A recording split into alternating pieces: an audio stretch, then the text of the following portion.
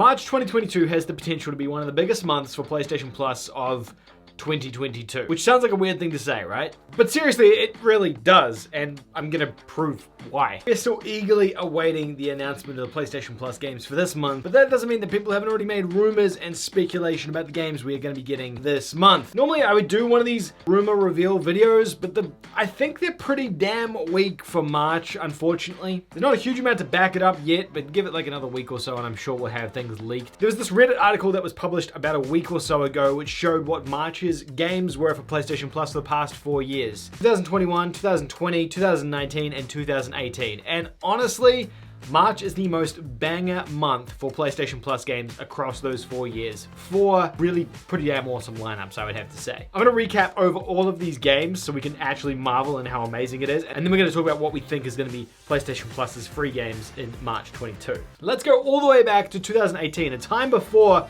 the world was in lockdown, and a time when, believe it or not, we got both Bloodborne and Ratchet & Clank as the free PlayStation Plus games. In 2018, we got 6 PlayStation Plus games. Number 9, which is a pretty average Mega Man side-scroller game. It wasn't very good. Let's not talk about that. Bombing Busters, which I have literally never heard of before. I guess it was a Vita game. Player Extended Cut, which was like a horror, it doesn't really matter.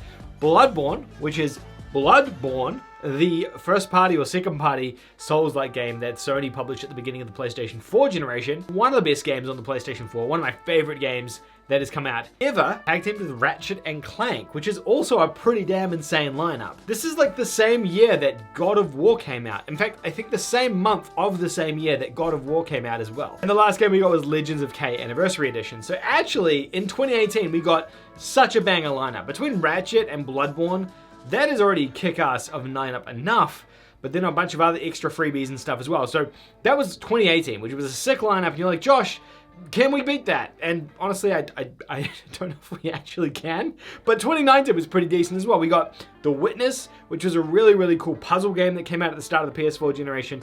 We got Call of Duty Modern Warfare Remastered, which is not a bad game. You all seem to like Call of Duty Modern Warfare Remastered. It was a good game back in the day. I loved COD Modern Warfare. The remaster was fine. It did a decent enough job of what it was. So, you know, pretty decent lineup in March 2019. Definitely not the peaks of 2018. March 2020 though, we got 2 lovely little games. We got Shadow of the Colossus, which was another awesome Sony first party game, a full remake of the original Shadow of the Colossus game. Pretty awesome. And we got Sonic Forces, which is a bit of a meme of a game, but it's actually not bad in terms of modern Sonic games. Probably the best one that's come out in like the last 10 years, honestly. Yeah, Sonic Generation stands, I hear you, but Sonic Forces was better. Let's just leave it at that. 2020 was probably the weakest, I would say, out of all the lineups that we've talked about so far, but still not bad. Like 2 decent-ish games. Obviously, this was before PS5 launched as well. 2021 was when PS5 launched, and Sony kind of went all out this month. They gave us Destruction All-Stars, which was a pretty average Demolition Derby style game, but it was brand new at the time. They gave us Farpoint for VR, which is probably one of the better VR games. It uses the aim controller and you're on an alien planet shooting bugs. We got Final Fantasy VII Remake, which is an absolutely fantastic game. It's a banger of a game. Obviously, like part 1 of that Final Fantasy trilogy, I guess. Final Fantasy VII trilogy of games. We got Remnant from the Ashes, which is like this really cool AA style sci-fi fantasy game, which I love the melding of those two universes. Kind of a Souls-like as well. And then we got Marquette, which was a puzzle game for the PlayStation 5. So 2021 was actually a pretty decent year as well, which brings us all the way through to now. Can I just take a minute to... We got Bloodborne and Ratchet & Clank in the same month. How wild is that when in February 2022 we got a standalone piece of DLC for Borderlands 2 that was released like 10 years ago. PlayStation Plus has seemingly been getting worse just based on this, right? Like it's objectively has been getting worse as the years go on. I know 21 was a bit of an anomaly with like Final Fantasy and stuff in there, but like 2018, getting that lineup of games, that's pretty damn awesome. Like there's no questioning that whatsoever. Okay, so where does this leave us for now? Where does this leave us for March 2022? What do we think is gonna be the free games this month? Well, one of the big ones that I think could be a possibility is Grand Theft Auto 5. That game is coming to PlayStation 5 in March. It has been widely known it's coming in March. And I think it's a possibility that we do end up getting that as the free plus game for PlayStation 5 owners. At this point, GTA Online is basically a free-to-play game that you just pay money to continue invest in, so it wouldn't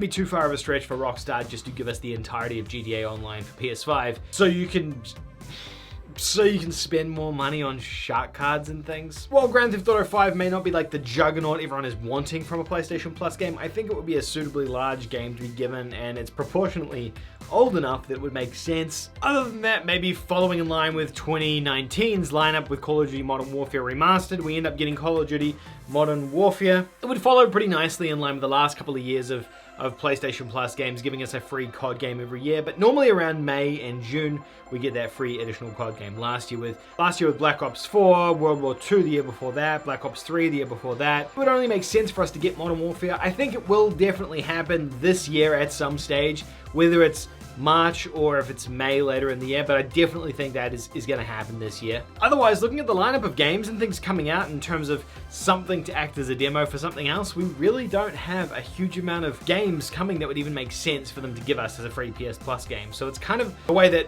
they did with Borderlands 2 and the Tiny Tina game that's coming out. Gran Turismo is the only one, but I don't know why Sony would give us Gran Turismo Sport at this point when they probably want us to be buying Gran Turismo 7 next month anyway. Anyway, that is my take on PlayStation Plus. I hope that March is going to be a fantastic month for all of us. Let me know which games you think are going to be free for PlayStation Plus in the comments down below, and which games would be your perfect PlayStation Plus month as well. Thanks so much for watching. I'll see you in the next one. Goodbye. Another month, which means another Patreon video for all of you beautiful people out there. Thank you so much to all my Patreons and YouTube channel members over here on the right-hand side for helping to support the channel and keep the lights on. Without Patreon members, this is what it looks like. This is how it is without the lights on. You don't want that. Don't let that happen. Thanks to all the names over here on the right-hand side for helping to support the channel. If you too want to become a Patreon or a channel member, the link's in the description down below. Channel members get a bunch of cool icons next to the name. They get special emotes to use in the chat, and they get my undying gratitude, just like each and every one of you Patreons. Thank you so much. Goodbye.